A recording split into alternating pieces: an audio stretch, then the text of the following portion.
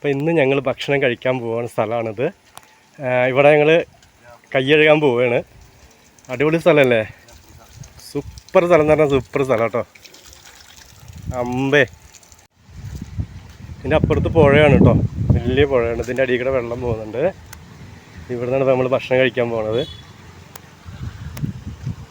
നമ്മളെ വണ്ടീൻ്റെ അപ്പുറത്ത് നിൽക്കുന്നുണ്ട്. കൈയൊക്കെ കഴുകണ്ട കേട്ടോ, ഭക്ഷണം കഴിക്കാൻ പോകണേ. ഓക്കെ,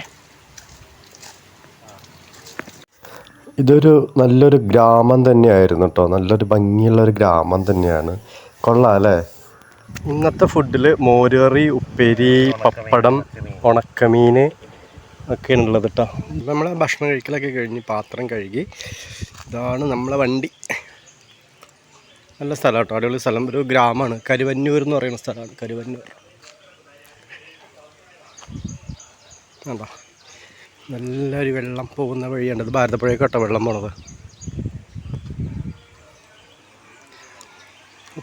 ഇനിയിപ്പോൾ സാധനങ്ങളൊക്കെ എടുത്ത് വയ്ക്കട്ടെ കേട്ടോ.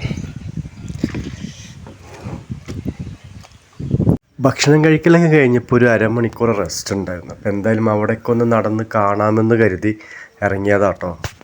അടിപൊളി ലൊക്കേഷൻ അല്ലേ. തൂതപ്പുഴയാണ് കേട്ടോ അപ്പുറത്ത് കാണുന്നത്, തൂതപ്പുഴ ഉള്ളതല്ലേ.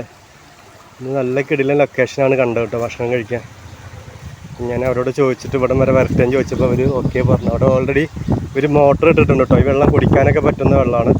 അവരവിടെ കേരള വാട്ടർ അതോറിറ്റിയുടെ ഒരു ഓഫീസൊക്കെ ഉണ്ട്. അപ്പോൾ അവർ മോട്ടർ ഇട്ടിട്ടുണ്ട്. മഴക്കാലം കൂടെ ആയത് കാരണം ക്ലൈമറ്റ് കാണാൻ നല്ല രസമുണ്ടായിരുന്നു. പിന്നെ ഒടുക്കത്തെ കാറ്റായിരുന്നു കേട്ടോ. ഞാൻ നിൽക്കുന്നത് അടിയിലേക്ക് കിണറാട്ടോ. ഇതിൻ്റെ അടിയിൽ നിന്നാണ് വെള്ളം അടിച്ച് കയറ്റുന്നത് വരെ. കണ്ടോ, കുടിക്കാൻ പറ്റുന്ന വെള്ളമാണ്.